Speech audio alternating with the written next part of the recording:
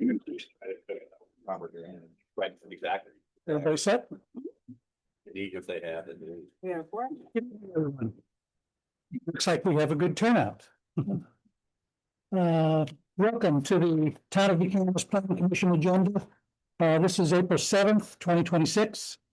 And the first thing we want to do is approve the minutes from the last meeting. Are there any edits, changes, comments, questions from anybody up here on the commission? No? See it.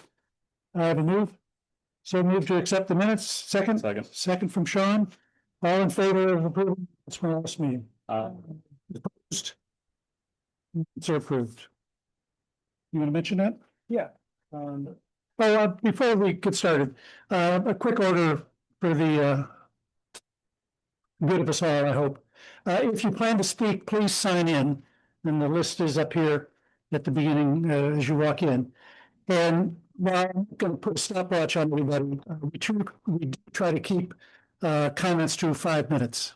As you can imagine, if everybody starts to go too long, we'll be here all night. So please keep your comments succinct and to 5 minutes. And with that, we'll get started. The first item on the agenda under old business is PLC 26-07 Little Roche Plan Minor Subdivision, block lot 827N338.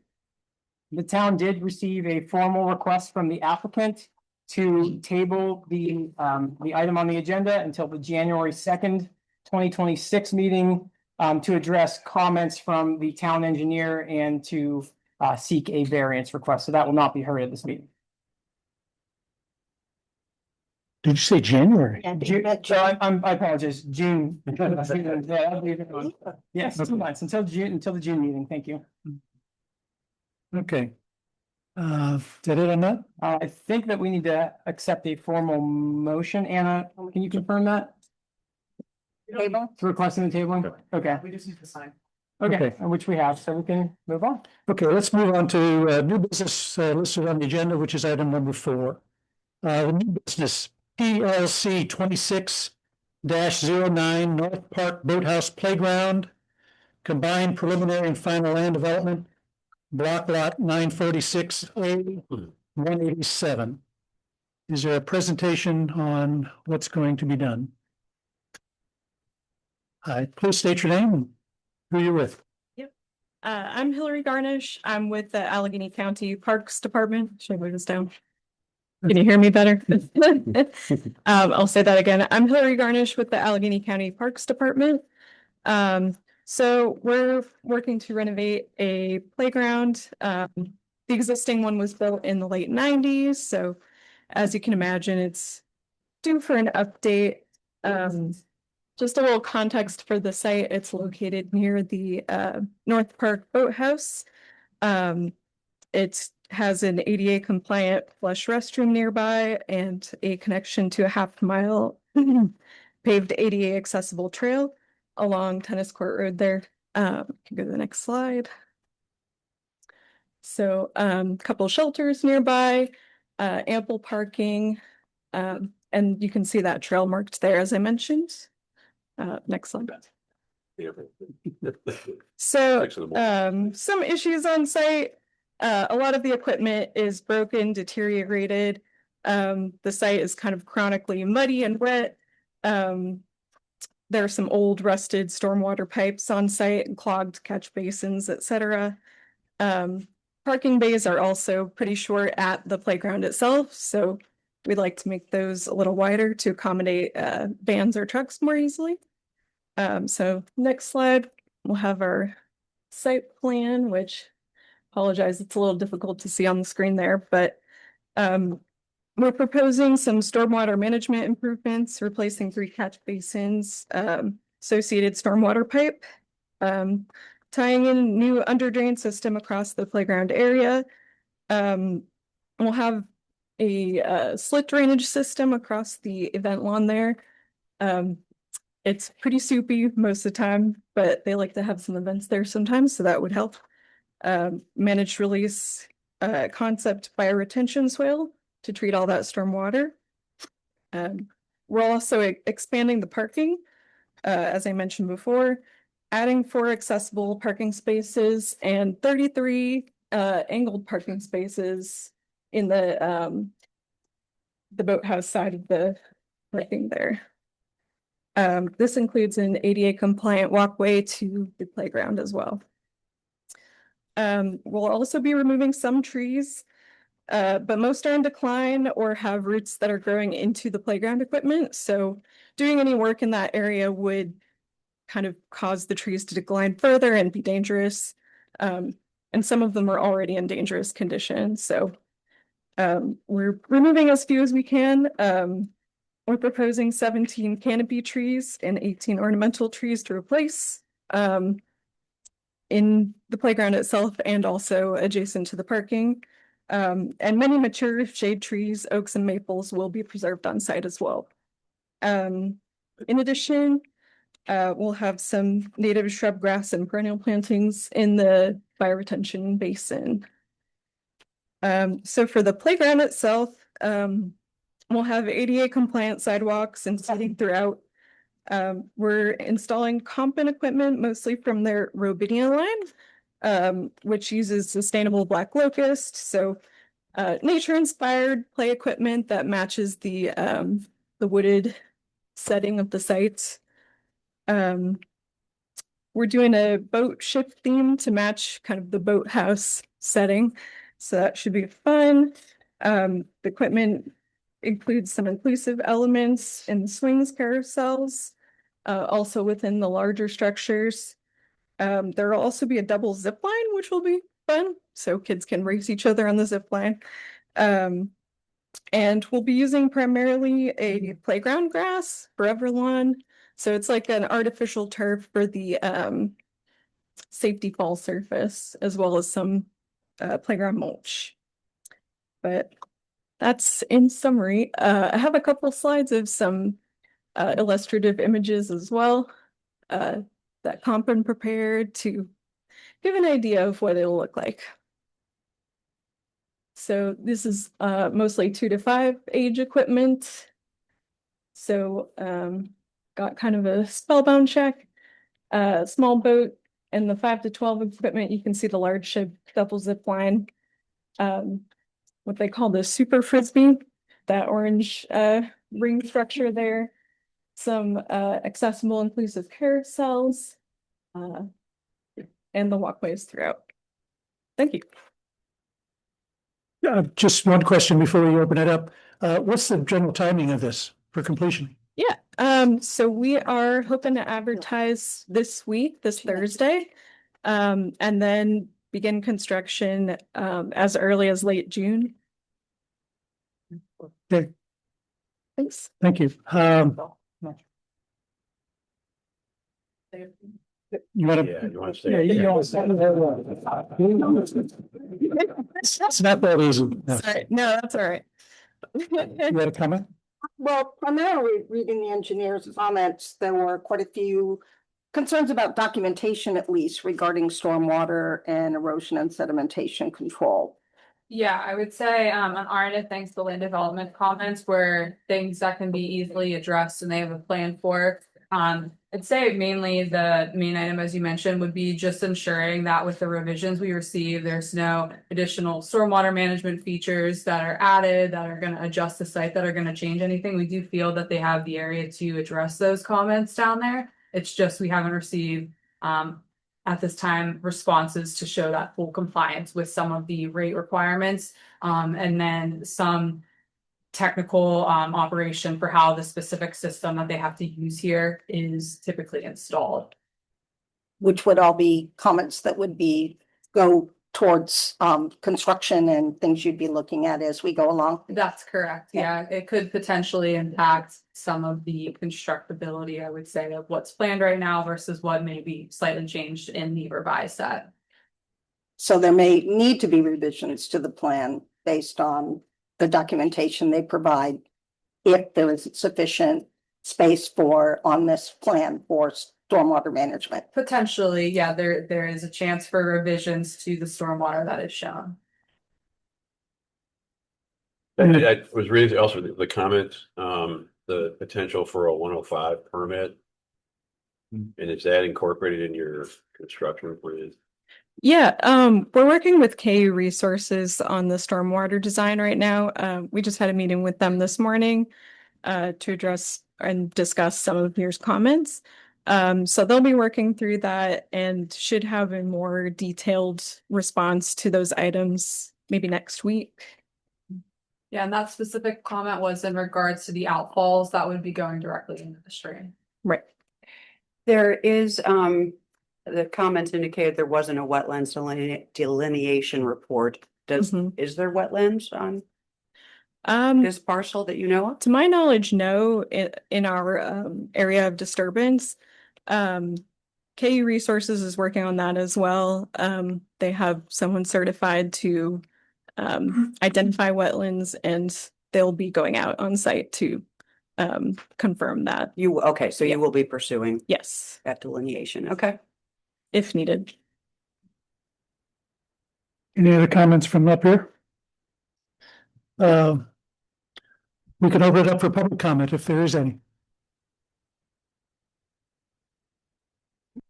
Yes, please come up, state your name. Wait a second, Ellen Wright. okay. I was at the site last week and then I was at it today, and it looks like 6 trees have already been taken down. And so I was somewhat, I didn't think it had been approved yet.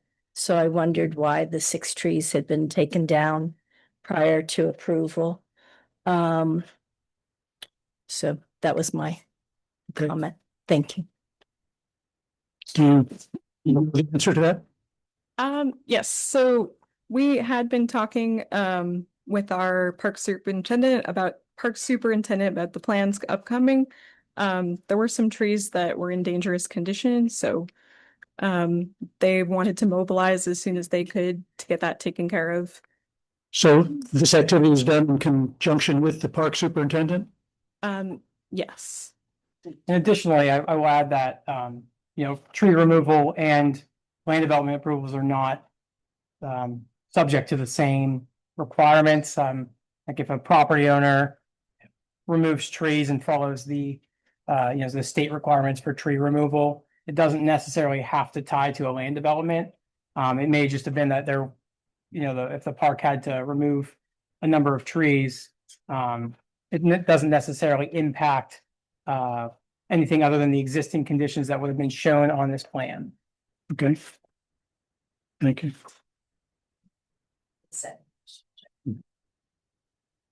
The boathouse can get very crowded and sometimes the parking is very tough there. And I wasn't sure if I heard that the parking was going to be expanded or if there were going to be 33 sites of parking added. And it's kind of sad to see all the impermeable surface right next to the lake. I can address that. So we are adding 33 spaces, but we're only adding about 11 feet of asphalt there. So that'll include an ADA accessible path along the front of the parking. So people parking there can get to the playground. And we'll also be adding a row of trees, canopy and ornamental trees along that parking. So hopefully that will help kind of buffer the view to asphalt. Unfortunately, because it is a very popular site, and there isn't a lot of mass transit options to get there, parking is a necessity, but I understand your concern. Okay, thank you. Thank you for the questions. Thank you for the answers.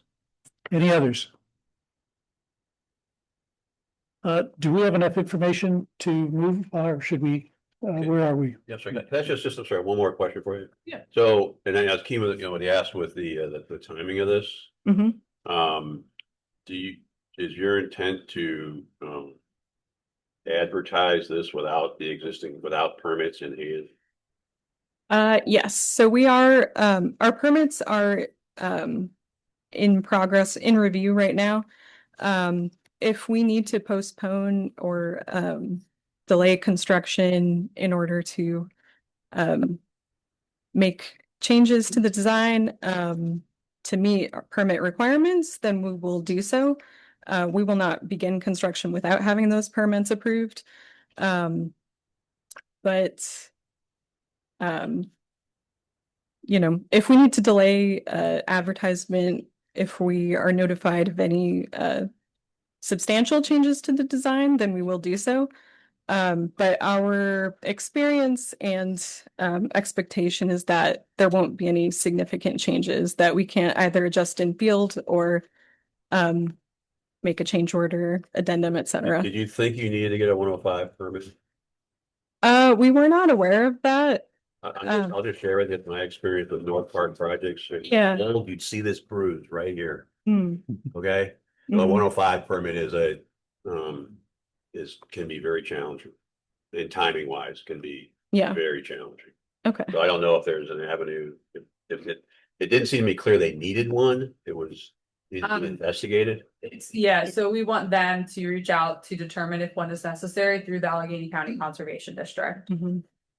We clarify for everybody what a 105 permit is. Chapter 105 permit is when you are, it's required through the PADEP whenever you are impacting a waterway. So in this case, there's outfalls that are into North Park Lake. So we just want to receive one way or another from them. Sometimes, you know, they may say that it's associated with the stormwater feature, but in this case, there were 2 outfalls. So we do anticipate that the Conservation District may require a Chapter 105 permit to be obtained, just to make sure that the avenues for the protection of the waterway at that location are being followed during construction. Okay. Back to my question. I'm not sure with as many open questions as we have, if we're ready to even move forward with the motion. Or if this should be delayed until we have more answers to some of the questions and some of your issues. Kelly, if I could just pose a question to you. Yeah. In your opinion, do the comments that you have in the engineering letter, are any of them significant enough that would not allow for the applicant to address those prior to a review by the town council? I do believe that the applicant could resubmit and we could review. I do not believe they're substantial enough to create kind of a full re-review or redevelopment of the site. I think we could get that addressed before the next council meeting. But it would be potentially a revised plan from what we see here. Yeah, there potentially might be a change or 2 related to the stormwater and how, you know, water is going to be either conveyed to that location or maybe a small additional facility needs to be added. There is a chance for that. I don't foresee it being a large change, just given the size of the structure that is there that they're putting in above ground. So I don't think it's going to be a large leg lift on our part to get the review completed. However, there might be some slight changes from what you see today to what would be presented at council. So, and let me ask, those changes would be related, what you're looking at or your assessment is that the changes would be related specifically to the stormwater management facilities and or erosion control, not really changing the layout necessarily of the development plan. Correct. The only layout related comments was basically we wanted to get a clear understanding of how the existing removal of vegetation and the proposed vegetation plan was going to meet the ordinance. We feel that they had adequate vegetation shown, however, that wasn't clear, so there might be some slight changes to really just the vegetation. The only other site related comment was just for the protection of pedestrians, where the angled parking stalls would abut up to the trail. Every other site comment will be related to kind of the stormwater functions of the site itself, not related to the playground equipment, not related to the ADA accessible paths or parking. The delineation comment is potentially impactful if there are any features found during the delineation. Potentially, if there is a wetland that is identified within the area, most of it is a redevelopment of kind of the existing site, but if they do locate something, it may cause a slight alteration to where a pad could be. That is a good point. I don't know whether that's enough to move forward or not. I'm in a quandary. My staff recommendation is that the planning commission makes a recommendation for approval. Typically, whenever there are these type of developments that come in, there's always going to be a number of stormwater review that goes back and forth between our engineer and the applicant's engineer. This being that our engineer is giving a recommendation that they believe that all of the comments can be addressed. And at the end of the day, the planning commission is making a recommendation to the town council, who ultimately are making the decision on the impacts. So if, my recommendation from staff would be to, with a comment of addressing all comments in the March 31st letter from Gateway and any subsequent letter that would comment. Can we just make the distinction that this particular development is small in terms of area disturbed, and that the stormwater comments are not extensive from the engineer? Yeah. And that the engineer feels that they have enough information or would be able to have enough information for the town. And there would be Distinguish it. and there would be another review that the town engineer would Yeah. handle, that the town council would receive prior to any type of review of this application. And- if I may, if there were to be such a mass revision as if to say they were to identify wetland, It'd if come they moved the pads, it would come back. Yeah. anyways. Okay, that really was, Yeah. the wetland issue was That probably was- my biggest concern. It was kind of gonna be my question to you. Yeah. Do you want to come back, or do you want to wait until you get all the information nailed down? I feel pretty confident that we can proceed on our current schedule. Okay. From past projects, we have, proceeded with a similar permits in process. The changes, I don't think will affect the playground layout, as we've discussed with our engineers working on the stormwater design. We may not even need the chapter 105, although we are looking into that thoroughly just to make sure we cover all our bases. So we also have an allowance in case we need to add stormwater management work based on feedback from our permit reviews. So that should cover any changes that we need to account for post bidding. Okay. So All right, well, That's a quick comment. So Cliff? I get, that's a great project. Kids play down there. This is a great project. It's gonna be super when it's done. thanks. But the devil's in the details, Yes. and particularly with the introduction of the 105, that, and I appreciate being forthright, was not anticipated. Mhm. And that, my experience that can lead to other things. Mhm. So I'm just not really ready to go forward on my own without information back on what the permit implications would be. I mean, the NPDS, that those will happen, but the Mhm. 105, that brings in different stakeholders that you haven't included before. Mhm. And I'm just would be concerned we're doing our due diligence without that involvement of that stakeholder. well, I'm gonna throw that back to you, Kelly. Do you think that a 105 issue is significant enough?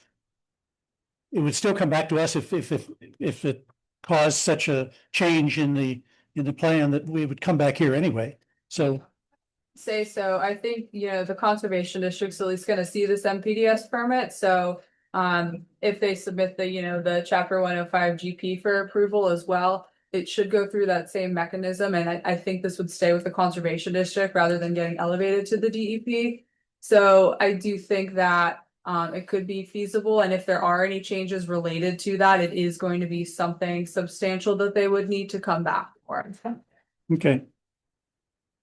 Well, understanding your concern, I think we should look for a motion. And can I get a motion to recommend town council approve PLC 26-07, the LaRoche, excuse me, I'm in the wrong section. I'll start over.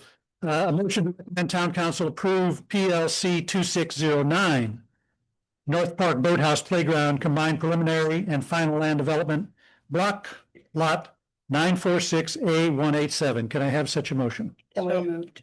With all of the caveats that we have spoken about.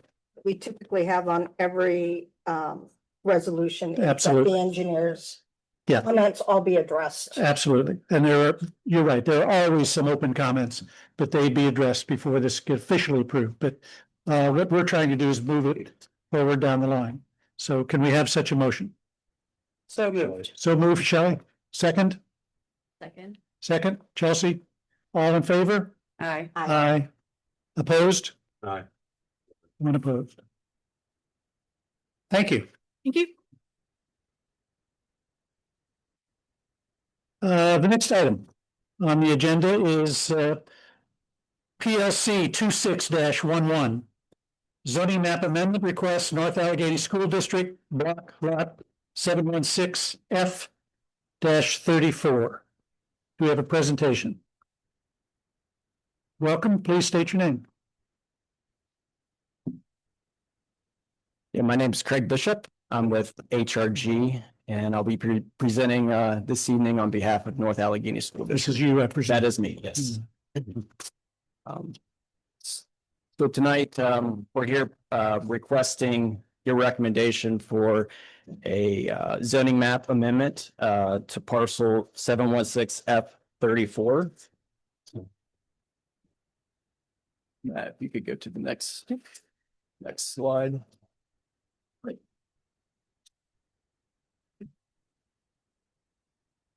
And so just to give you a little bit of context, where this subject parcel is, so in red on that's shown there on the screen is the existing parcel for Peebles Elementary School, which is zoned special district.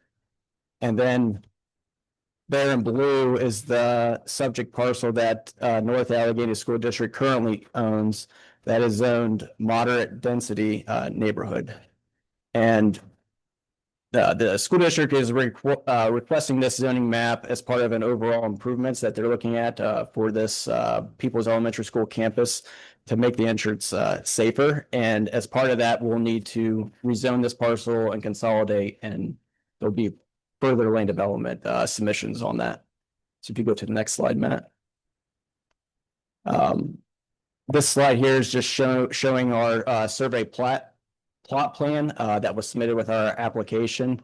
And just for context, again, that subject parcel is highlighted there in blue. And if you go to the next slide, Matt, I actually have that enlarged. Thanks. So this is just an enlargement of the surveyed plot plan, again, just showing in blue the subject parcel that the school district is looking to rezone. And you can see there, we're showing the existing buildings that are on the parcel, some of the surrounding parcels there with the existing residential buildings on those parcels. And just to give everybody a little context of where this parcel sits, they're planned north of that lot that's highlighted in blue is a 33-foot strip that is the current entrance to the elementary school. Go to the next slide, Matt. So this here is the existing town of McCandless zoning map, and there in red, the red circle there is the location of where the subject parcel is located. Go one more. And this slide here is showing the existing map there on the left with the current zoning of that parcel as RM, which is moderate density neighborhood. And then we would be, we're requesting to rezone that parcel to SD special district to align and be consistent with the current zoning of the People's Elementary School. And then I also have Brandon from the school district, and I also have legal counsel Jason with the school district as well to answer any questions that you may have. Okay. Is the intent with acquiring this parcel and then changing the zoning, is it to just raise the structure to improve sightlines at the entrance, or is it to adjust the entrance and widen it onto the new parcel? So we can get more into the details of this at the future meetings. Sure. Yeah, the intent is to improve that entrance to make it safer for access, for drop off, entry, exit. So by consolidating this parcel is giving them more room to do that. You do realize that you would need to have a minimum of 15 feet buffer on either side, so you really only have 78 feet to work in. Have you had conversations with the adjoining property owner that will now be adjacent to an SD district?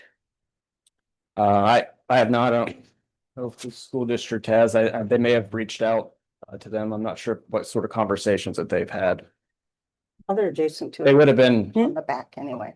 and they should have been notified, I believe, with this, right? Yeah, For the town. for all public hearings. Not for the planning commission, For the yeah, just for the hearing that would Got it, okay. be after this meeting.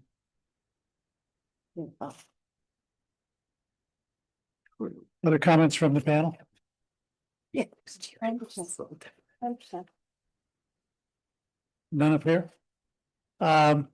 Let's open it up if there's any public comment concerning this activity. Doesn't sound like it. I don't see anybody moving. Okay, please do. State your name. Hi, Louis Blackburn.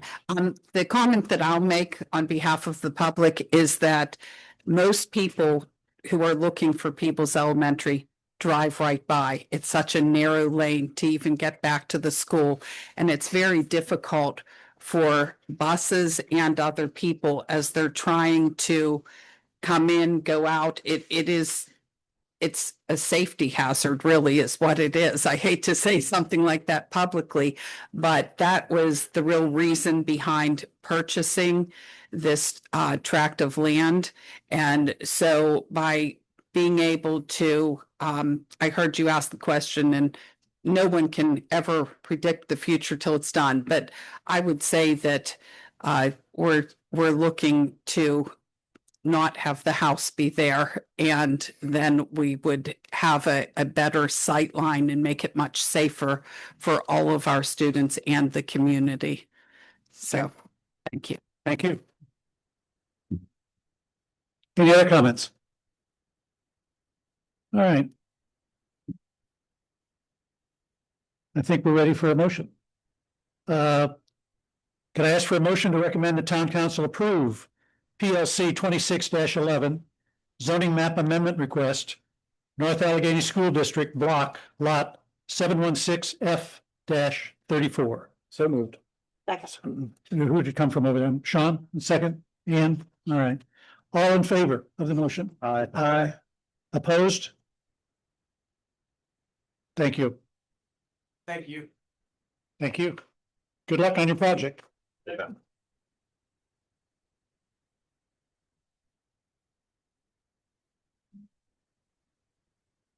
Next item.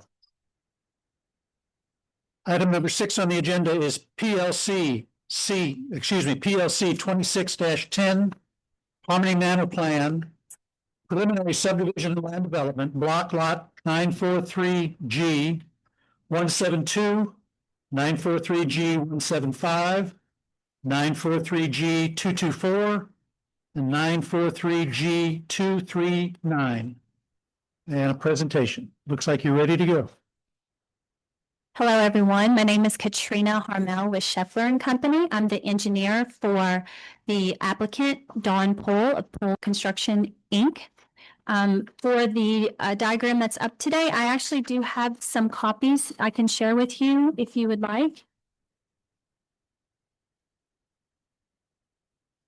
Let me keep one.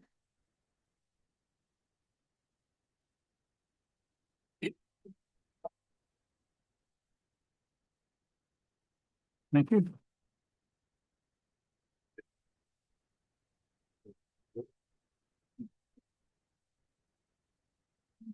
Thank you.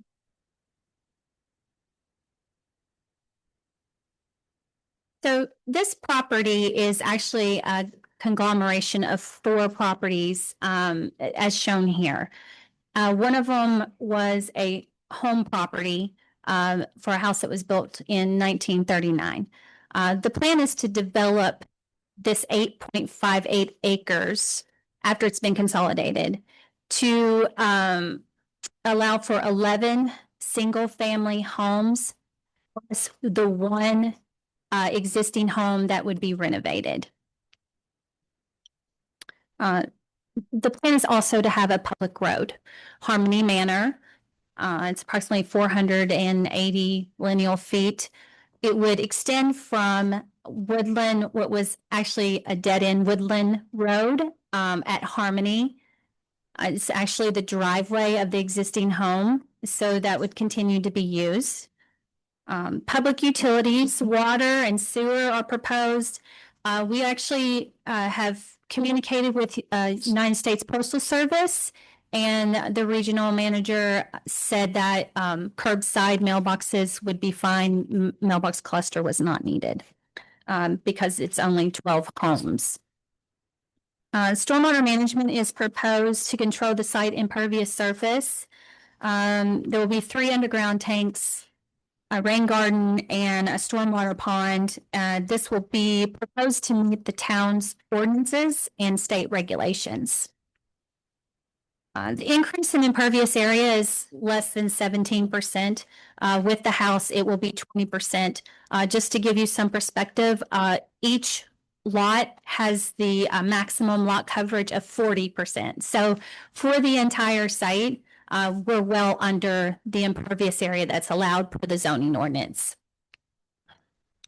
Today, for the board, based on the town engineer comments, we did make some adjustments to the plans. You probably can see a few. The retaining wall was removed. Therefore, the cul-de-sac was pulled back another 80 feet or so, and one lot was taken away from the design. So originally we had 13, which would be 12 plus 1. Now we have 11 new single-family homes and 1 existing home to be renovated. Also, we sent today the geotechnical report, the wetland report, and the Chapter 105 GP7 minor road crossing permit for the driveway for lot 7. I'm sorry, did you say you submitted them today? We did with this color rendering, just so that we could say that we have this on file, that we've sent it to you for you to review. So it's the geotechnical report, the wetland report, and the GP7 permit, along with this color rendering. Yeah, We did receive it today. Yeah, I have it in my file. We haven't had a chance to compare everything. I can appreciate that. Right. We have not submitted a response to all of the comments made by the town engineer. But we were hoping to go over a few of the comments, if that's all right. So the zoning comments, they were pretty straightforward, all were addressed. We just wanted confirmation on if Harmony Drive and Bellcrest Place are considered secondary streets. And if that is the case, then we understand the setback. It would change from a 40-foot rear yard setback to a 30-foot frontage secondary street setback. So we just wanted to be able to confirm that. Also, for plan of recording comments, those have all been addressed, except that we need to change the Harmony Drive and Bellcrest Place to private. Can I just ask again? I'm sorry to interrupt, but No, they've been addressed, but we haven't seen it yet. that is correct. That's what I said. Yes, what I said earlier is that I just wanted to let you know we have been addressing them, but we have not submitted a full package at this time yet. Land development comments were about 75% through those comments. There are a few that we'd like to discuss with you. And grading comments are 90% complete. Geotech report was provided to provide some stability analysis. That was on a few of the comments that we received. Stormwater management is about 50% complete at this time, as we are working to update the calculations based on reducing the sizes and now redirecting water in different ways. The adjoining landowner notification letters have been prepared, but once we've figured out that the plan is set, we will then issue those notification letters, update them as needed. For the grading comments, there are only 2 left. That's the Westview water letter and the construction cost estimate. We did receive the Allegheny County review letter today, and it had one comment regarding lot 9, and that revision has been made that you haven't seen yet. But it is actually shown on this color rendering.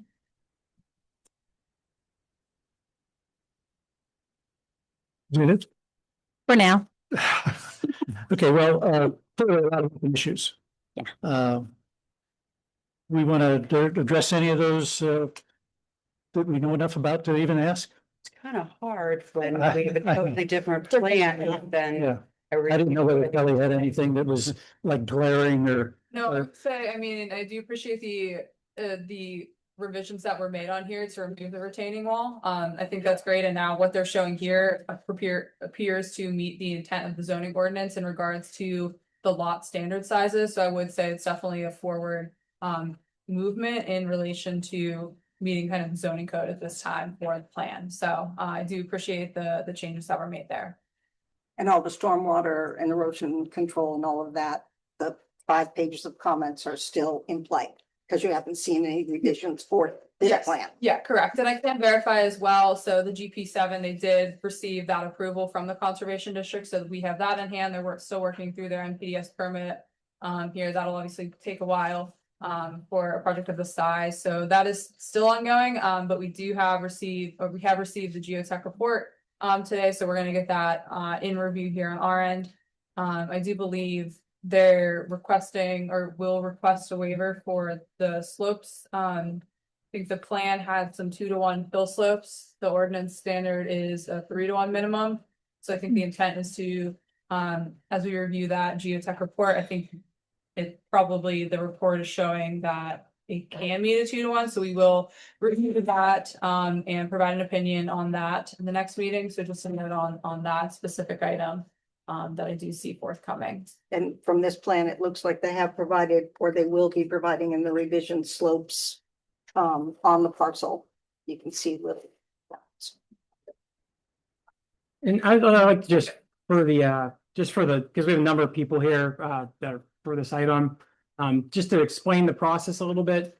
The planning commission typically at the 30 days prior to the meeting receives applications from applicants. Then our engineer, the town engineer Gateway, goes through and provides a review letter that the staff and the planning commission then reviews and the developer reviews. Typically, whenever there's an item that has many comments, there's a lot of back and forth between the engineers and subsequent reviews. So a lot of the information that Trina has mentioned tonight has not been reviewed by the planning commission, has not been completely reviewed by our town engineer or town staff. I believe that it was, Katrina's, and Don's method here was to come and open this item up for comments from the commission and from the engineer and from the public. And just to make sure that, everyone was kind of on the same page of what the process is for the review of these items. We were hoping to work through just a couple of those comments tonight because they would probably be asked again in a planning commission setting, but I'll let you tell me when we can do that. You want to try to do a couple of it? Yeah, We can I'm open for that. see how this goes. Well, that's a question. That's an easy one. I think you could probably tell me if it needs to be a 30 or a 40-foot setback. It's with it being private roads. We weren't completely certain what the setback would be. Our code defines public and private streets. And the secondary street notifies that if it's abutting any type of right of way or street, that would be considered a street. Okay. From what my interpretation of our definition of streets and secondary frontage would be. So that would be a front. Okay, thank you. Just wanted a confirmation, make sure we're on the right path. Yeah, I would agree with that. The other comment is about the PROC, The public recreation open space requirement. Yes. So it seems that there are some natural habitats that could be a part of that. And the minimum for this site is 12,000 square feet. In the area of the wetland, which is kind of that circle well, more like elliptical, next to the pond, that dark green area, that is the wetland. It's on the north end between lot 7 and 8. So we were wanting to just discuss with you as far as like a PROC standpoint, what would you like to see in this area? We'd like to dedicate some of this area, but also make sure that we're keeping the lots at their correct size and everything. Do you have any, I guess maybe any comments about that area being a part of the PROC? I mean, I can start on my end. There's a few things to pay attention to in the code with how this prose area is written. And basically this area is supposed to be a common open space that is written into the recorded plan as a space that's just used by residents. It can be accessed by residents and it can serve the need for the community at hand here. So as Katrina mentioned, natural areas are something that can be used. So I would say there is a requirement that the prose has to have a minimum of 50 feet of frontage along a public or private road, or an easement to basically get residents from the public street to it. So since this area doesn't directly abut the right of way, that's one thing I would keep in mind on, how you're going to send people to that area off of that lot 7 driveway, for example. But there's different, things that could be. Some areas a playground may be appropriate. Some areas it could be like just a natural area to walk through. That's it. Things. Yeah, so there's no clear defined kind of you have to do this. It's kind of a how is what they're proposing going to meet the needs of the community that could live here. And it's a reasonable question on the applicant's part. If they dedicate that green area, how do you still maintain the lot width, the lot frontage? Yes, because there is setback requirements as well to the wetland for that one lot. Yeah. That's correct. There is access, I'm sorry, go ahead. No, it's still gonna be a question. Yes, it's going to be a question. Yes, so we just wanted to put it out there and get some thoughts on it and have your all's communication on it moving forward. There is frontage from Bellcrest Place, which is a private street, and the notch out in the bottom north corner is unusable right of way area. We were thinking maybe an access there, but also an access from the cul-de-sac as well. I think we could actually provide an area that will work from the cul-de-sac, and you could meander down and to Bellcrest Place. That would be the plan. Okay. That section of Bellcrest, is it public or private? It is private. And do these parcels have the right of access to it? I don't know the answer to that.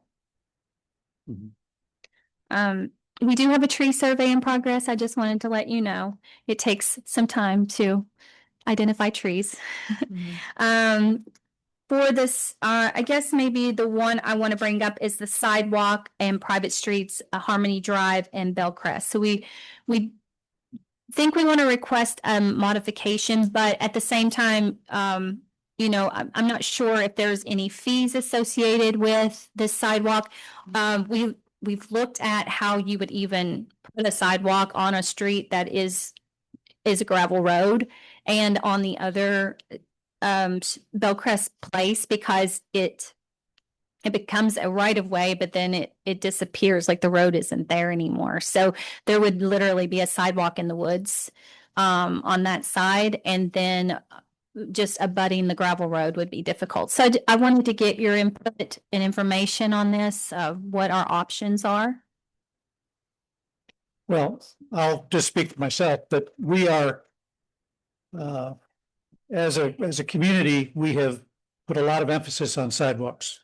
And we would like to see them, that's why they're written into the codes and they are given some prominence. It would take a fair amount for us to agree to not have sidewalks. I'm not saying it's impossible, but it would take a lot of convincing, at least from my standpoint, and anybody else can speak up as they see the same. I think it's a reasonable question on Bellcrest. If they don't have any right to access it, how would they put sidewalks in a right away? I agree something with all of needs to that, be but investigated. And just to be clear, there's approximately 900 lineal feet of sidewalk that's been installed. It's probably a little more than that because I didn't count the cul-de-sac, but around the new public road. So there actually is some sidewalk included in that new road. in the road that you're gonna build. Yes, Into the yes. cul-de-sac. Yeah, well, no, it's from Harmony Road Yes. into the subdivision. If you see, there are two gray areas that are about 5 feet wide on either side. There's a grass area. It's the road, a grass area, and then sidewalks. So that loops around. The road's about 480 lineal feet. So probably roughly 900 lineal feet of additional sidewalk is being added to the community, and it could be used by the public because it will be a public street. Agreed. My comment stands. It takes some convincing. Understood. Okay. We just also wanted to ask another question about the 25% existing slopes and disturbance. Lot 7 home, you can't see it on there, but we did do a slope analysis, and lot 7 home and part of the pond is in that 25% or steeper slopes. And we have a geotechnical stability analysis provided and wanted to know if that would suffice for meeting that regulation. Yeah, we'll have to review what's in the geotech report and see if it's addressed in there and how it's discussed, and that could meet the intent. Okay, so that's an option. Yeah. Okay. Well, what you're showing is basically a flat, easy for me to say, a flat pad for the residents. So you're not building specifically on the slope. It would be the driveway that we'd be looking at, correct? The driveway's fine, actually. It's where the house is located. We would be impacting existing 25% slopes, and we would be reducing them to flat, but at the same time, we're still impacting those. So we had an analysis done. ACA provided that analysis. Yeah, and the way that section of the code reads is you can't disturb a slope greater than 25% unless a registered professional engineer has determined that the proposed development is safe and suitable for the site's condition. So it is a review that needs to be completed to assess that specific slope stability study there at that point. So one of the things with that engineer report or analysis on that is what are the risks that are being introduced and what are the mitigations? Right. That's really the key. It's not just that, yeah, it's okay, I'm the engineer. That won't fly. Yeah. Yeah, there's a lot more to it than that. Yeah. There is. Yeah, there's a factor of safety that plays into that when you're impacting. So, and the soils conditions, which they did conduct borings out there as well. So we've had a lot of stuff already evaluated site-wise. Okay.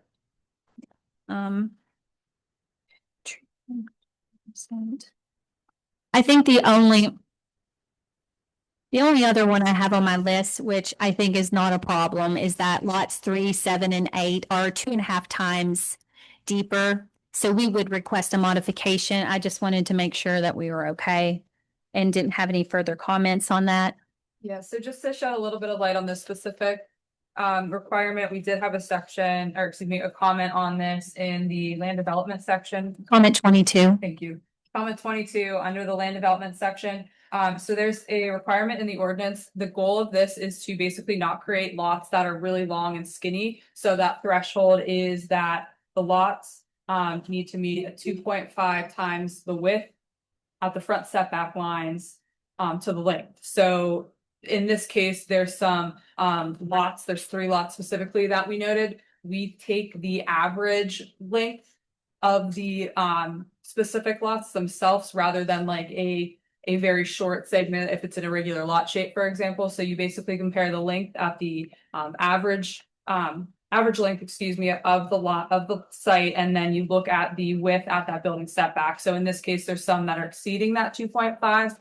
times ratio. So they will be requesting a waiver to exceed that for those 3 lots. They did meet. Correct, the lot that was undersized apparently on this. Yes, number 9, lot number 9 has been corrected. When we put the cul-de-sac back, we were able to maneuver it a little bit better. And are you addressing also, I'm assuming the engineer's comment about a site analysis, site distance analysis at the roadway? We actually have that part complete, just not in your hands yet. We wanted to come tonight because we knew we had some outstanding questions, and I'd much rather have this conversation and give you all a preview of what we're doing before we waste your time of having another review when we may have to update it again. I have a question. The plan that you handed us tonight, is that at the stormwater basin, is that the emergency spillway is now discharging onto Bellcrest Place? Is that? That is an access road. Okay. Yes. Yeah. So we actually are not showing all of the components of stormwater on. The emergency spillway is still discharging towards the wetland. That is correct. As well as the principal spillway. Mhm. Okay. Any other comments from up here before we open it up? Just the note on that Bellcrest Place, that access that they're showing, so that section of Bellcrest is private, so that would be something that would need to be verified that is acceptable in order for the rock construction entrance to the basin to be installed. Just a note on that. I mean, our other option could possibly be from lot 7 and providing an easement, but you know, if that private drive, we still have some work to do on our end too, as far as if we can obtain an easement. Yeah.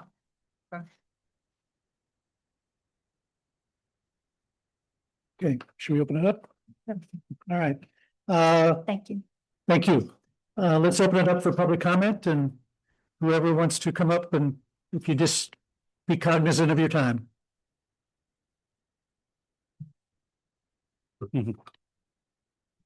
Yeah, my name is Stephen Earnhardt. I'm a resident of Bellcrest Road, and I'm not in the way of progress or anything like that.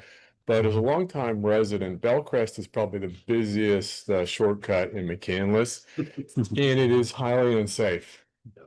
Traffic is not being enforced. It is the Indy 500 in the morning for the high school kids. I've seen wrecks. No one wants to pull out head first, and has some consideration been given regarding Bellcrest?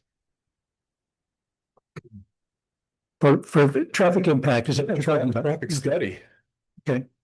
I don't know. I mean, obviously it hasn't been done yet, but We're not even sure they have right of way to go over it. Well, just the increased traffic, because anybody coming from the north is gonna, and any kids that go to high school at NA, speaking of sidewalks, there are no sidewalks. no. And you dare not stumble when you're walking your dog, because they're doubling the speed limit. You're gonna fall into a grill. And at what point do we consider, jamming all these houses in and not looking at the traffic impact? I know we're early on in the process, but I think it's something that should be gotten ahead of. Yeah. Provide comment, just so everyone understands, this is a time for the public to provide comment. The commission's allowed to speak back to you if they choose to do so, but it's not a question and answer session. So don't expect responses from them to every comment you make. Obviously they're free to do so, but they're not required to. Well, I'm required to make a comment for my own benefit and for all the residents there that seem to be bypassed by the township. No one's ever enforcing the speed limit. There are no sidewalks. I've never seen a cop pull anyone over there. I've requested to have the 25-mile-an-hour flashing signs there, not there, and no one's bringing it up right now. And I'll leave my comment right there. Okay, but I think it's very important because it's a dangerous road, and ultimately somebody's going to get hurt, and the township is going to have liability. And I say this as an attorney. Thank you. Good evening. My name's Jack Murtaugh. I live on Bellcrest Road and Bellcrest Place. I'm the corner property by the guardrail that everybody on the way to the high school hits when they come around the corner. What I wanted to call to your attention tonight was, it hasn't been mentioned here tonight, the 6 properties on Bellcrest Place, which is where we live, where our access is to Bellcrest Place, are all supplied by wells. We don't have city water down there. And there's going to be apparently a great deal of excavation done and movement of property. And I want the developer to be aware of the fact that there may be an impact on our wells. The other side of that coin is if they're moving the property around like they just indicated that they were with respect to the slopes. We've had a lot of runoff product on Bellcrest Place, and we've had to repair it many, many times because it's a very steep slope from the top to the bottom. And it's been washed out many times. Many times the Inglemoor Fire Department has come up and pumped out our basements, not mine because I'm at the top of the hill, but the other ones down below. So that runoff issue has to be very carefully looked at, I think. The last thing that I want to look at preliminarily was I didn't see any buffering or filtering trees on the east side of the property. They have it along the perimeter for Bellcrest Place and along Harmony, but nothing along Bellcrest Road itself, that the properties that back up on from Bellcrest Road to this plan. So I'd like them to look at that as well. And finally, it's a big deer habitat. Moving those deer out of there is going to move them onto our property. So I'd like to make sure there's some kind of vegetation in this area that they're proposing that would keep the deer at home rather than sending them on to us. I'll really come to make a solve the deer problem. I'm gonna hire you myself. All right. Thank you very much. I'm right behind him.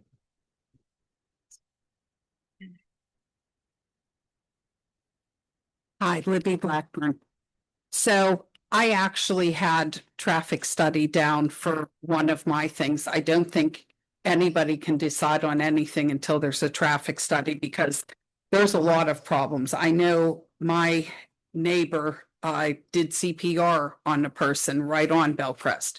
It is very, very dangerous. And I know there isn't access there, but he's exactly correct. Anybody who lives on this side of Bellcrest, all of those people will be driving on Bellcrest, regardless of if it's students going to high school or not. Everybody drives down there. I drive down there. That's how you get out that way. If you're going to Target, going to the high school, going to the Wexford Flats, anything. So any houses you add are adding drivers.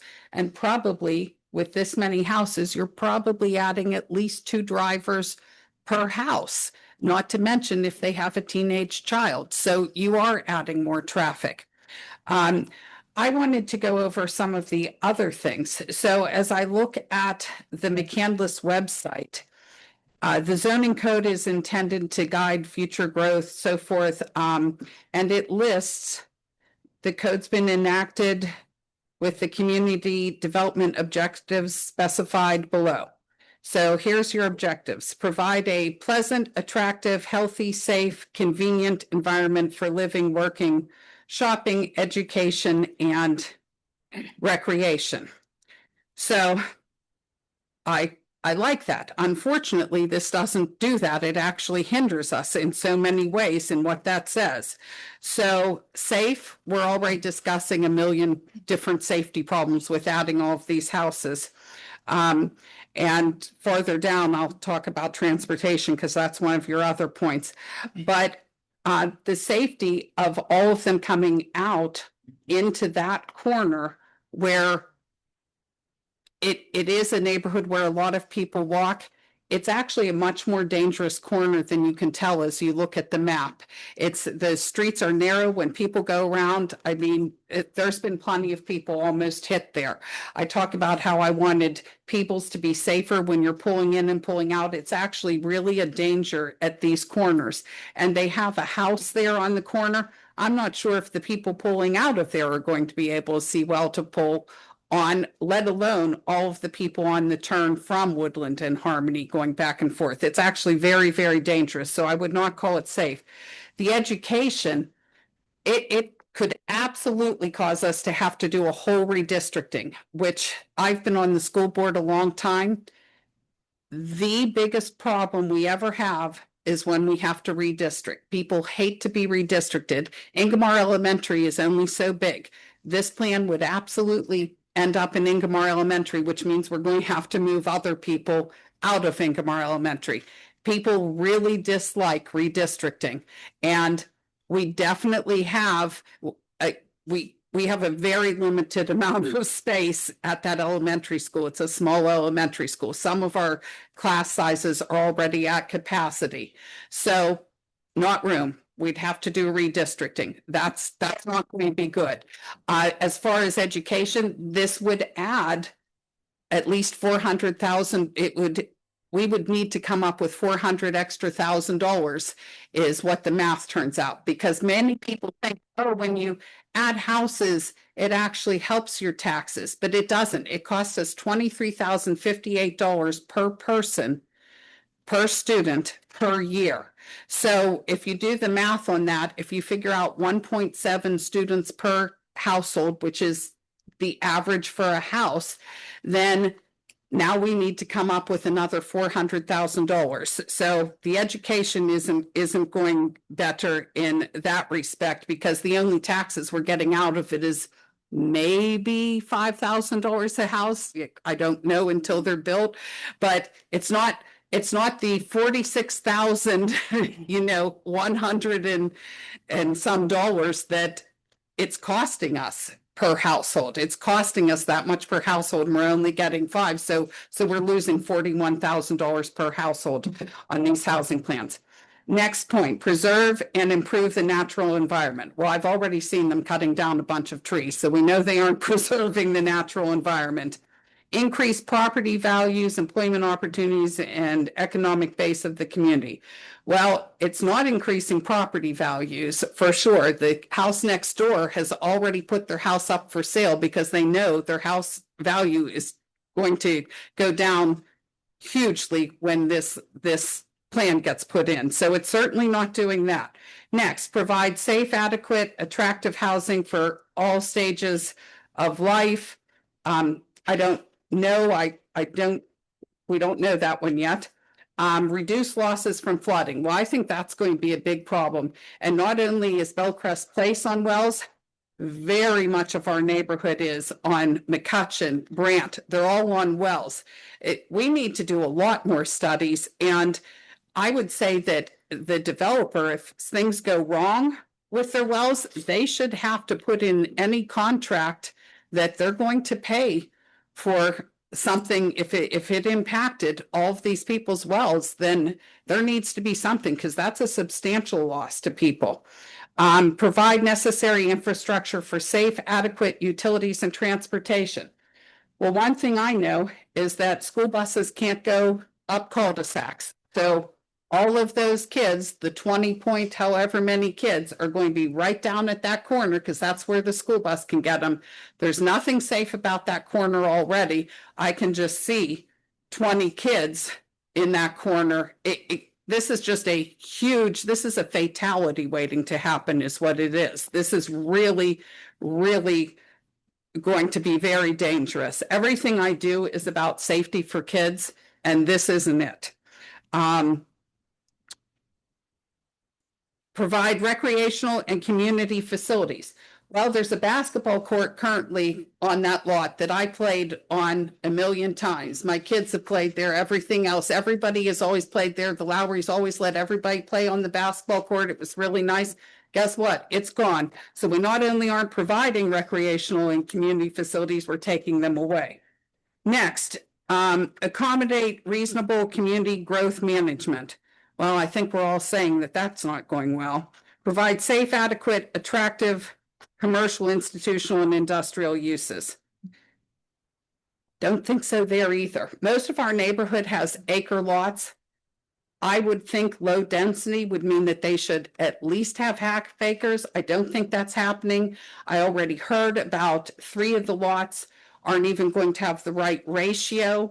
I mean, if they wanted to come up with a plan, maybe without that front corner and maybe with combining several of the other ones, it might be something that I could foresee could be safe.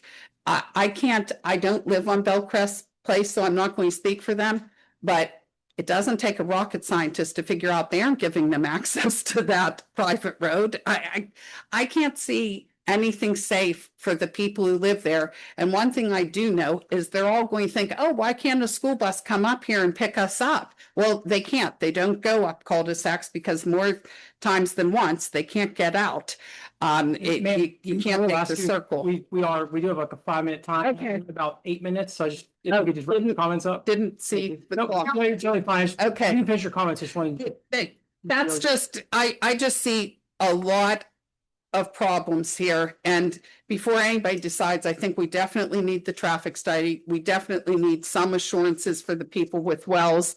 And I certainly would think that they should draw up something that covers all of the problems before anybody decides on anything. Thank you very much. I want to take your time, and I do have a question regarding the school district. Mhm. Are you saying that the school district does not, when they are looking at districting and population for schools, does not look at the development potential of land? They only look at the existing? Yes, this existing had one house owned by a family and it had 4 lots. Then the most you would think would be on it would be 4 houses. I'm sure that nobody would have thought that this would be sold and that they would be putting up all these houses. So they do look at development potential. They look at development potential, but they only look at it. They don't even know that this is being, I actually brought this up. They did not even realize that this is something that could happen here. Did not realize it. The land that they look at is if there is, for instance, Windwood is probably going to be sold. That's over 20 acres. So they might notice something there, but that can't be turned into houses because they'd need a variance and they won't give it to them over there probably. But that's typical. Typically, they don't give people the ability to put in a bunch of houses. I know the school district went before it because it cost us a huge amount of money. Like I said, we're going to have to come up with over 400,000 more. And frankly, we may have to hire another teacher. I mean, it could be astronomical, the tax dollars. Thank you. Yes, sir. Mike Caneroy, I live down the bottom left corner where the little notch is. And our main concern is the water. You know, we get all the water that comes down Bellcrest Place. We get the water that comes from that wetland.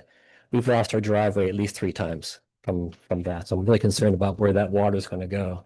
And the retention pond, where does that drain to? Where does that, it just goes into wells or? Well, I just say that I'm worried about where that water is going to go in the ground because we do have a well. And speaking of traffic, if you put Woodland Road into your GPS, believe it or not, it'll send people down Bellcrest Place past the do not enter sign or the dead end sign through our driveway. That's the little curve in the bottom left. That's our driveway that connects Bellcrest Place and Harmony Road. We'll go through there and then they'll go up Harmony to the Woodland. So, and I don't know how to change GPS. I've tried everything, you know. And the main thing is just, you know, the water issues, it scares us. The retention pond makes me nervous. Plus you guys are killing us here. My kids named the trees in that place. So well, our property value is going to really suffer. The only benefit of living on 2 roads that aren't maintained is the privacy, you know, so we're losing that. Thank you. My name is Susan Galbraith, and I do live on Bellcrest Road. Drop that down a little bit. And I live on Bellcrest Road. I've lived there probably 40+ years. Our property, our backyard, butts the property that was sold. My question was, well, I'm not addressing it to you, but my concern was when the property was supposedly sold in the back, why weren't the residents on Bellcrest Place and Harmony notified? Because we own a fence in our backyard, and we own so much on the other side of that fence, the property that was supposedly sold. No one came and said, well, and the pegs, or there were pegs there where we had it surveyed when we bought the house. Well, they're not there now. Why? So then again, I go out and I see all these things tied around trees right against our fence. Well, we own that property on the other side. Are they cutting down those trees that are tied off? What are they going to do? Nothing was ever a flyer, nothing was ever put in our mailbox to let us know that anything was happening. We are not prepared for this. We were never told anything. I, for one, am very upset over it because, like I said, we've lived there. We're residential. We're not, it's not, the traffic has gotten worse over the years since we've lived there. And adding these 11 houses right below us, we'll have no privacy whatsoever, nothing, because our yard actually goes into where those houses are going to be built. And why does 11 houses in that small space, from what I understand, should be built there? I don't get it. We do own over a half acre. And it's just, I don't know. I just don't get it. I don't think it should be proper or should be right that they should be able to just say, hey, we're going to build 11 houses just because we want to, not because the residents are asking for it or thinking that it was a good idea. Nobody ever came and said to us, well, what do you think about it? They don't. If they would have put a flyer in our mailbox and said, hey, look, we just bought the property behind you. You have any questions, leave your phone number, we'll call you. No, we never got that either. So I'm just concerned, okay, we own some property on the other side of the fence. Do they take it because they want it? I want to know where those pegs went when we had our property surveyed 40 years ago. Thank you. Thank you.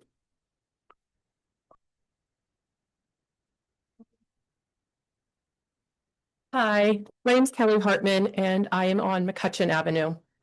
I'm just a existing property owner, my backyard will overlook this development.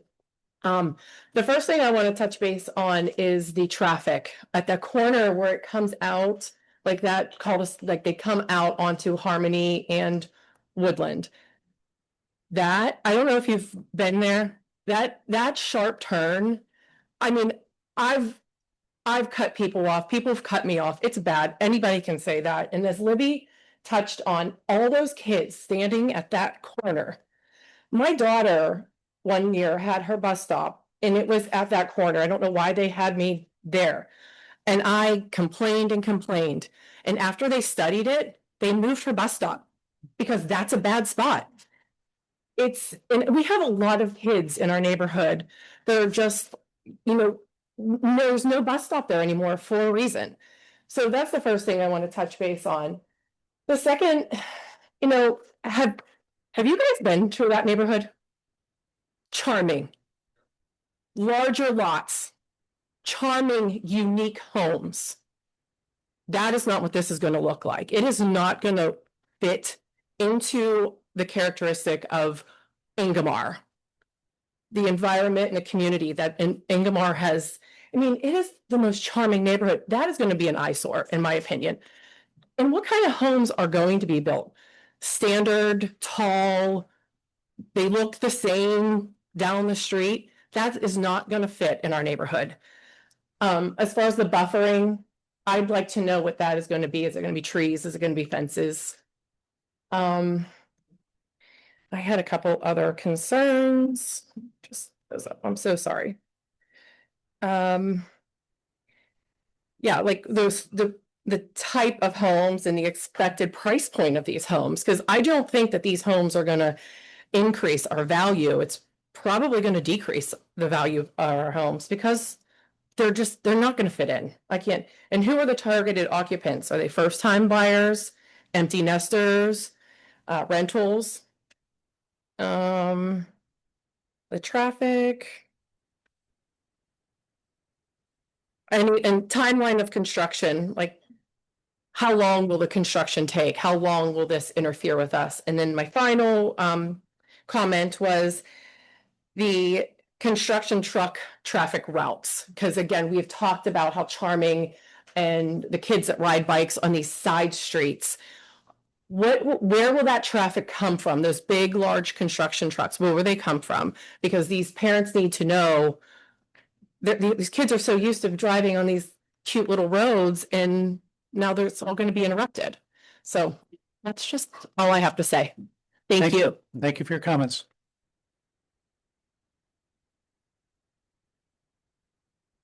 Oops. Traffic, see, traffic is always a problem. Yeah, traffic's always. Michael Couch, I live on Woodland Road. Ditto Libby, thank you. I would reinforce everything that Libby brought up. Well, we've been there for 40 years. I think this would be a travesty for our neighborhood in terms of its of the way Ingomar is and with this development. You know, initially the whole plan seemed to be ill-conceived and poorly planned. I'm glad to hear that you're addressing some of the issues, but they're not addressing all of them. And I particularly the size of the lots.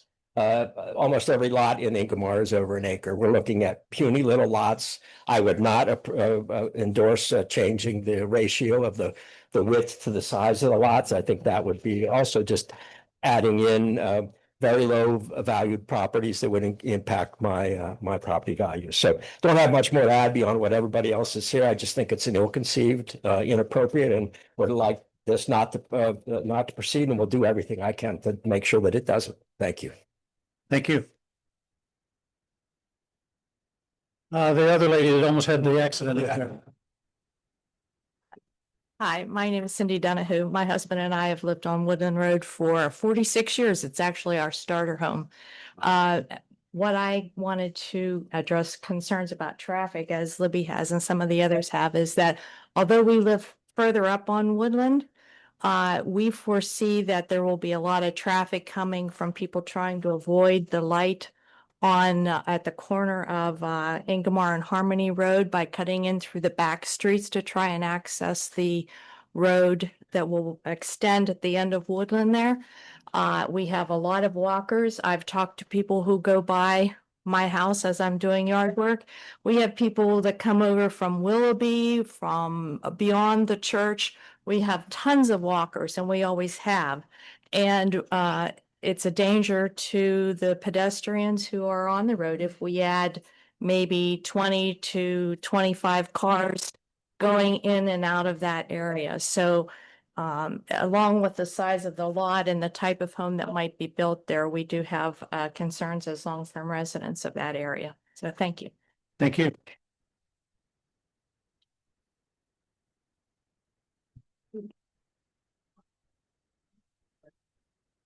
Hi, I'm Kim Garcia. I live on Woodland Road, and I'm just gonna talk about the what is it, the traffic, because let me tell you, when you go straight down Harmony and you go past where the Coons is, they put a double line on that street. Why? Okay, why would they put a double line on that street? So if you're coming up and you're going through the light, you're coming to our street. There's no double line. Are you going to put a double line there? Because I will tell you, that's where the lady got killed and her dog, when you put the double line in, and then somebody made a turn where there was no stop sign and she got killed. So you better think about the traffic this is going to cause. We've already had, like they said, oh, somebody's going to get killed. We already had somebody get killed, her and her dog. Okay, that's already happened. We haven't done any type of, you know, checking out to see what the traffic's like in this area before you put these houses. Because in that area where that driveway is going to happen, you're going to have three ways. You're gonna put a red light? Because you're gonna need something there. Because those cars coming down Woodland Road, you know, we have a big slope. And those bicycles, they just go so fast and they turn around that bend where that's gonna be coming out. They turn on that bend, there's a big bush there. So you can't see the kids coming around the bend. You can't see a car coming around the bend.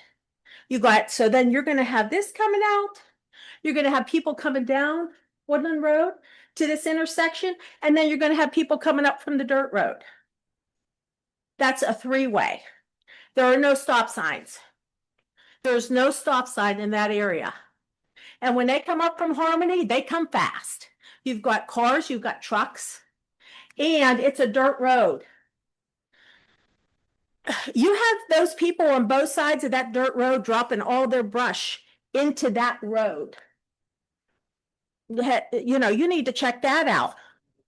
The people that lived in this house, all their brush is that road. And when the wind blows, where's it blowing? It's blowing into the road. So everybody's dropping their brush, and these people that live down there have to come up that private road. There's nobody maintaining that road for them. And what you're gonna see, is all these large tree branches. I mean, they're stumps, and they're almost can be in the road. So you got to check out this before that intersection. We've already had one woman killed for no reason, and her dog. And people actually park right next to that house because they don't live here. They park at that intersection and they leave their car and they walk. And I'm like, why are you parking your car at this intersection? So there are no signs that say no parking. There are no signs that said there's a speed limit of 25. We have to put our own signs out that say slow down.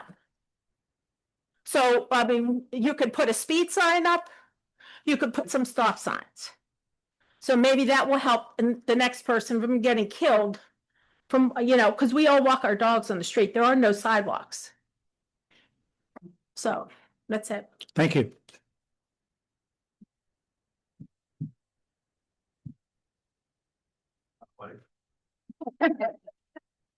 My name is Dan Garcia. I live on Woodland for 35 years. My question is, before those were 4 separate parcels, and on the county website, all 4 of them were listed as Harmony Road. Then after the sale, the last parcel, the one that faces Bellcrest, if you look on the county website now, it's showing as a Bellcrest. So I just wondered why they did that for that last parcel. So perhaps for future access to Bellcrest Place? Just to clarify, you're talking about the parcel that's adjacent to Bellcrest. Yes, Place. originally, before the sale, when the Lowry family owned that, all 4 of those lots were Harmony. But now the last one actually shows Bellcrest on the county website. Is that lot 7 or lot 8? Which you? I don't know the number. It's the existing lot, so the existing lot kind of split down between 7 and 8. It's the street, it's the lot that's the front. It's the only one that kind of runs parallel about that. It would be the only frontage that it would have, right? Well, it also has the small area along Harmony within existing conditions, so. But that's where it sits in comparison to this plan. Yeah, my assumption would be that would have been under the county's purview for changing that. Yeah. I was just wondering if they wanted, so a plan was in the future to start, have access to Bellcrest Place there. That would strictly go county mapping, just making an interpretation of what they think it should read as in the interim. That's not any indication of where an access will be in the future. Okay. The other thing was, did they plan on lighting in there? Because it's a nice, quiet, dark, so is there? Street lights you're talking about? Yeah, kind of street lights, I guess, street lights. I know there's going to be lighting for the houses. If you have that many houses, there's going to be a lot of lights on. But I didn't know if they were planning. We haven't seen any plans for streetlights. Okay. And that is going No to be, streetlights. of course, that's going to be how are they getting, they're gonna get city water for that plant, like I think everybody on Harmony is well water. I'm not positive, but I thought mostly Harmony is well water. I believe the developer is in the process of planning for acquiring the adequate utilities for this development. So if there's gonna be city water in there, the other residents in Harmony, I wonder if they'll be able to access city water rather than being on a well. I mean, okay. I don't know the answer to that one. I probably would ask Westview Water to see if there's, you know, an option for that. It'll depend on where you get the line that thing and how far away properties are from, but typically you can reach out to Westview Water at any point and ask if what the cost would be. They're gonna ask you to tap in, there's gonna be a fee for that, but also your lateral to that, you make easements, it just depends on where it ends up. It's expensive. It's very expensive. And then just to sum it up, I don't want to see that many houses. If there were less houses on bigger lots, I guess I'd be okay with it. And to the first gentleman was here, my daughter on Bellcrest, when my daughter was in high school, she did take out his mailbox. Statute of limitations is expired. My name is Judy Malata. I live on the sea in Woodland. We have a stop sign there, a three-way stop, that nobody honors it. So if you're going to do a traffic study, I think you need to go all the way up the road as well, because there's a lot of kids. I walk my dog, like they say, but they just don't honor the stop sign at all in any direction. And I would think that if you're going to have that many parcels, that many houses, that many additional cars on that corner, because I've walked around that corner and had to jump into somebody's property, it would need to be a stop, not because they're not live, would have to be a stoplight. Thank you. Thank you. Anyone else? I'm still okay. Hi, I'm Chris Kennedy. I live on Woodland Road. I want to thank Gateway Engineers for their comments, over 100 comments on the previous submission. I encouraged our elected officials, our appointed officials, the devil is in the details, as he just walked out. Yeah, we gotta make sure that we understand that these new homes won't be detrimental to the existing homes. Otherwise, it's bad for everyone, including the new homes, except for maybe the developers who make some money and then go away. Let's preserve the neighborhood at the same time trying to be progressive. Please adhere to all the codes. Determine the minimum standards, not ideal standards. So please stick to your guns and let's make this beneficial for everyone. Thank you.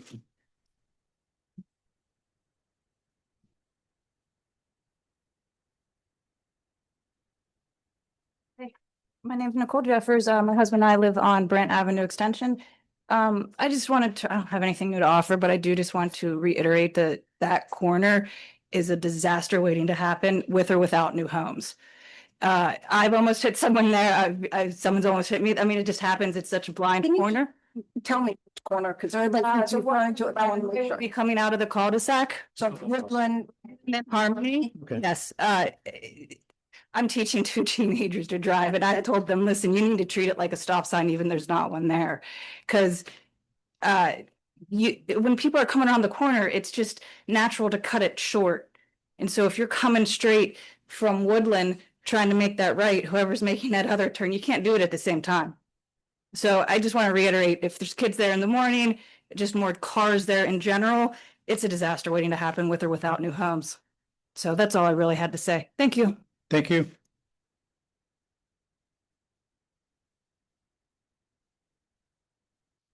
Hi, I'm Travis Kelly. I live at 1030 Woodland. There's been a lot of great comments. I'm not going to waste the board's time, obviously, but Just one extra comment. I know there's gonna be a lot of extra drivers due to these houses, but what we're also concerned about is the third-party drivers, the Amazons, the FedEx, the food delivery and everything. Everybody in our neighborhood, we all respect that there's a ton of kids playing. I have two sons that I want to make sure that they're safe walking on these streets, but the third-party drivers tend to really speed through these. We have a ton of blind spots. It's been hammered in this meeting, but that corner there is crazy. There's also a ton of blind spots that we've addressed, going up Woodland towards like my end up the street, just because of bushes that have overgrown. So we just want to make sure that everybody's safe walking the neighborhood. We want to preserve the character of our neighborhood. I will say one unique thing about our neighborhood is that I grew up on Woodland. I live 5 houses down from where I grew up. My cousins all live up and down the street. We all went off to college, to other places. We moved for work. We all came back like to Woodland. That's unheard of. It's because of the characteristic of that street. We have old trees, we have wide open spaces. I don't blame anyone for wanting to build homes, and that's what America's about, owning a business, making money. And I want people to realize the American dream of owning a home. I have no problem with people moving into our beautiful neighborhood, but we have to work on preserving the characteristic of the neighborhood. I know we want to increase the tax base with more homes, with more people moving to the neighborhood, but if you look into perpetuity, if we lose the characteristic of our neighborhood, my sons aren't going to want to move back to Woodland like I did. You know, all my cousins' kids are not going to want to. So I'm just asking the board just to be mindful of that when you do this. That's it. My voice is shaking. Sorry. Thank you.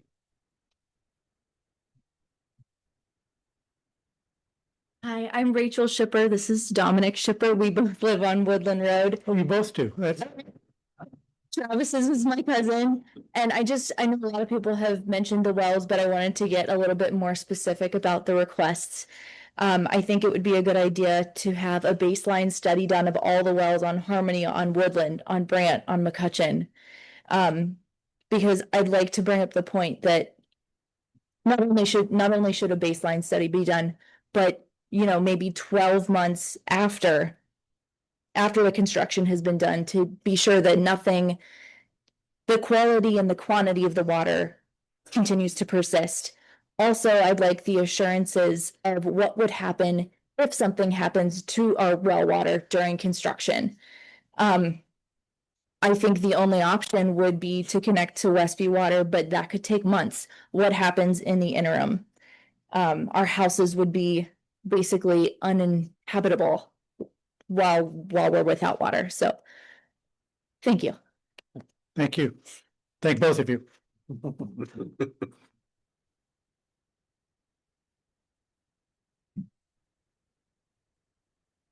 Hi, my name is Teresa Bucco. We live on Woodland. My family has lived there for 20 years. And I just want to reiterate what my neighbors have already said, just with regards to safety, traffic, the size of the lots with regards to the rest of the neighborhood in terms of continuity. The Gateway report has a lot of deficiencies cited. All those need to be addressed. And so the list goes on. So I just want to be in camaraderie with my neighbors. Thank you. Thank you.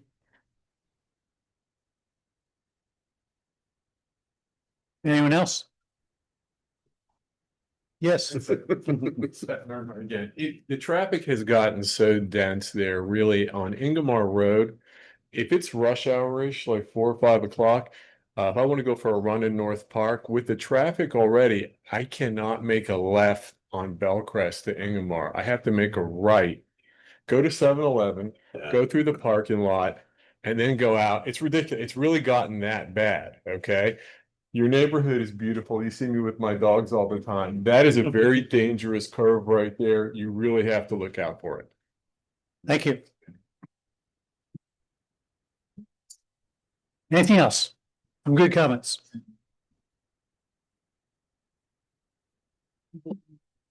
Yes, sir. All right, David Shepard, I'll make a quick comment. It's a really nice neighborhood. Only been there for a couple of years, moved in, not from Pittsburgh. It's kind of like a park, kind of like there's so many people walking. I live, again, like my wife said, on Woodland Road, a lot of people walking down there. Traffic's not great if we can avoid it. We got kids on bikes, so.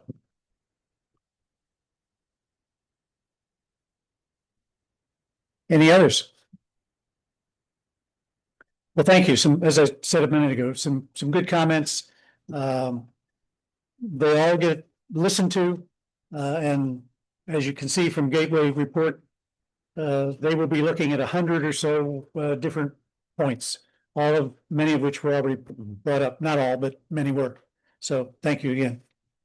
Anything else from up here before we move? And I'm not sure, we're clearly not ready to move for anything at the moment. Anna, can you confirm that if it's the intent of the planning commission to have this application tabled, does that need to come from the applicant, or do we need to make a motion or anything? Not have to, Okay. so we can table that application at any time. The only thing we need to be cognizant of The is our agency timelines. In this instance, I can imagine they would be willing to consent to a waiver if they're worried about timeline, because otherwise you would recommend. Right. Right, That's I would the agree. concern. I would agree. Yes. 5 minutes. 5 minutes, put the clock on that. Okay, if I just state a few things Yeah, for yeah. the record? Yeah. Okay, so the abutting properties above, there are 12 lots. And I heard some comments about it doesn't fit the character. In that one area, just along the top, there are 12 lots, and we have 1, 2, 3, 4, 5 lots. So it's fitting the natural character of the area. We are proposing a lower density than what could be developed, but also the maximum cut on the lot is 20 feet and it's only in a small area so that we can get enough dirt to put over on the other side. So the depth of cut is not like the depth of a water well cut, and it's towards the front of the property. Sorry, is there anything else that? No, I mean, we developed 6 or 7 lands in the past. Come up and speak. Come on. Yeah. Good. You might as well. My name's Don Poole, and hearing some of the comments, we've been developing property in the town of McCandless for 35 years. We've developed a number of plans, and I take issue with the developers just there to make money and get out. I live in the town of McCandless, have for 25 years.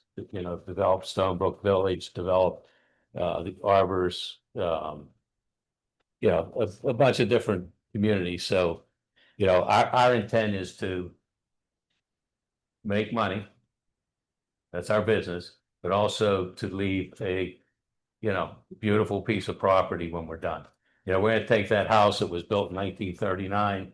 It was built by Otto Dairy, the owners of Otto Dairy, and we're gonna renovate that house, and it's gonna be an outstanding piece of property. It'll be a gem when it's done. So that's all I wanted to say. Thank you. Do you have any more questions for? I do not. Okay, thank you. Thank you. Sorry, I'll be quick this time. Libby Blackburn. I think it's very unfair to compare these properties against the properties up behind them that aren't part of the neighborhood. They're on a totally different street that's not at all part of the neighborhood. We're talking about our neighborhood, which is where the street comes out to our neighborhood. It doesn't go up to Bellcrest. So you need to look at our properties, which I know I have over an acre, as do most of my neighbors. Are these even half-acre lots? I don't know, but that would be my question. How big are these? Because I can tell you they definitely don't match the neighborhood. So thank you. Thank you. Where are we on the timeline? Do we need?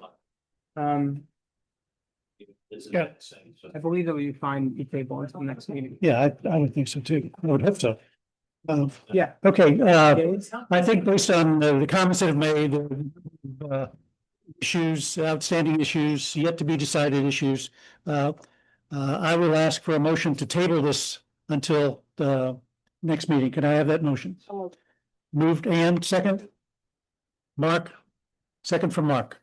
All in favor of tabling? Aye. Opposed? All right, you want to explain the tabling? Mr. Pohl probably already knows, but what happens when something is tabled? Yeah, essentially, you know, whenever the municipality's planning code has certain criteria for when the municipality has to hear items. Typically, when a developer comes in and there's a number of comments, they can either request the tabling or the planning commission can table until the next meeting. For the motion that you just heard is the tabling until the, and let me give you the correct date. It'll be tabling until the May 5th planning commission meeting. And you are welcome to be back again or keep in touch the best way you want to see how. Thank you all. As far as the agenda goes, time to make a motion for adjournment? We have general public comment. Yeah. Isn't that just what we had?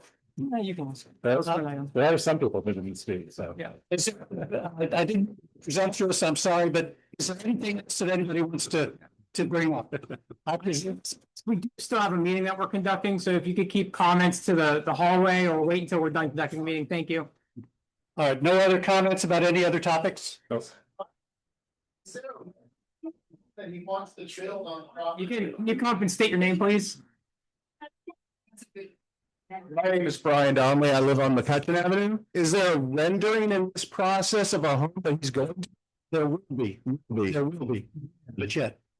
There's no requirements for a subdivision approval to show a rendering of what the things are, so there's no requirements to do that.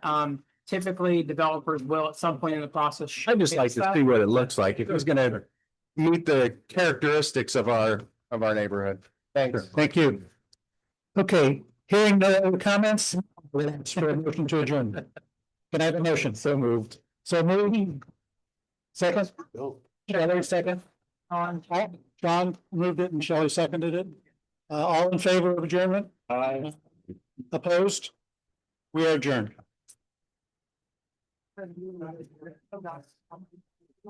Yeah, I mean, the thing, so there's still behind. Yeah.